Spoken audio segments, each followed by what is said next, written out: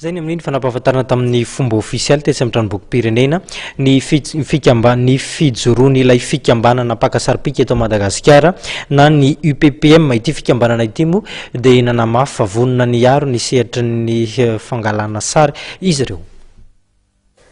Taorian'ny feona izay mikarakara ireo mpikambana ao anivon'ny UPPM na ny Union des photographes professionnels de Madagascar izay ivondrona mpikambana saripika matiany eto Madagasikara. Dia androany nampahafantarin'izy ireo fa mijoro ara-dalàna ny fikambanana ary nahazo fankatoavana avy amin'ny ministera. Anisan'ny tanjon'ny fikambanana moa mba hiarovana ny mpakasary sy ny hanomezana lanja ny asan'izy ireo. Ny rava aloha dia ny antony hoe nananganana ny UPPM sady tsotra no somary hoe sarosarotra any satria le izy somary mifanantona zany ny mpakasary izay miaina amin'ilay izy. Ka amin'ny araky fitenenan'ilay hoe dikany hoe UPPM Union des photographes professionnels de Madagascar.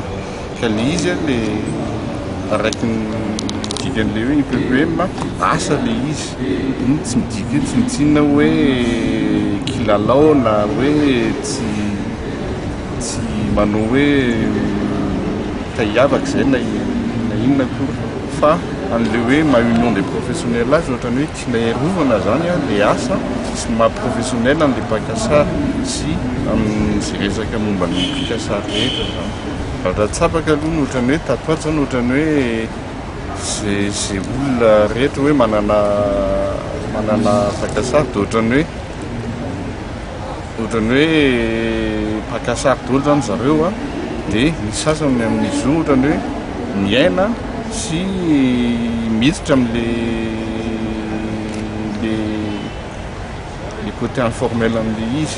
Dia io zany ohatrany hoe tiany professionnel le divana satria amin'ny maha-professionnel azy iainany zany izy sady asan'le izy.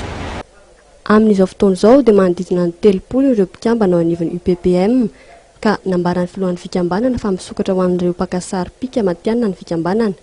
Ny mpikambana mahafeno fepetra dia mahazo karatra mahamatianina. Nambaran'izy ireo ihany koa fa natao iainana ny asa izy ireo fa tsy mijanona ho asa fotsiny ihany. Ankoatr'izay dia maro ny fandaharana izay volavolain'ny fikambanana, anisan'izany ny fampiofana sy fizaran-draikefa amin'ireo mpakasary, ny fifaninanana sary, eo ihany koa ny famoahana gazety elektrônika ary indrindra ny fanatanteran'izy ireo ny salon de l'image.